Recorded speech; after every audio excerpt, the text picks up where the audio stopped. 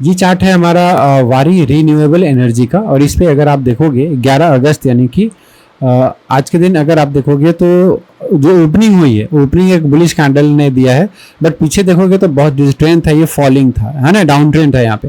और जब तक नीचे है, इस ईएमए के नीचे है, तब तक हम बाई के ट्रेड में एंटर नहीं करने वाले। फिर से आप देखोगे तो अगर आप एंटर करते हैं तो आप ट्रैप हो जाओगे वहाँ पे। तो बिल्कुल आपको ट्रेंड को थोड़ा सा फॉलो करना होता है, अदरवाइज आप अपोजिट डायरेक्शन में आप एंटर कर रहे हो तो जब तक फुल कन्फर्मेशन नहीं आता है आपकी स्ट्रेटेजी के हिसाब से, आपके सेटअप के हिसाब से प्राइस आता नहीं है, तब तक आप एंट्री नहीं बना सकते।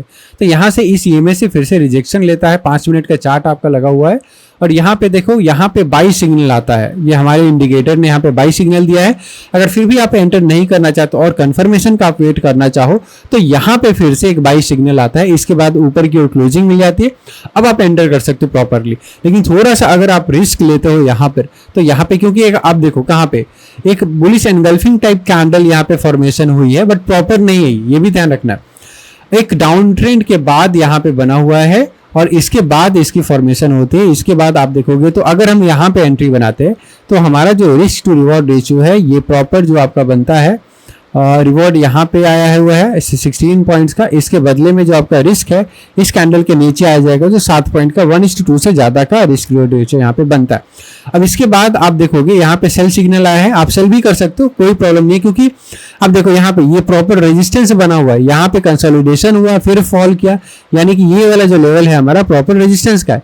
यहाँ से भी अगर आप सेलिंग करते हो तो कुछ पॉइंट्स आपको यहाँ पे मिल रहे हैं, कम से कम आराम से 7 से 8 पॉइंट 10 पॉइंट यहाँ पे भी आपको सेलिंग में मिल रहा है।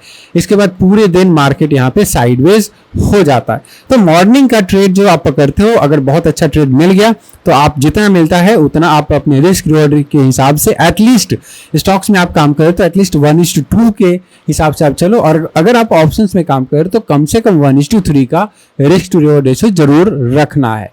तो ऐसे ही वीडियोस के लिए हमारे चैनल को सब्सक्राइब कर लीजिए और बेल आइकन दबाना ना भूलें। धन्यवाद।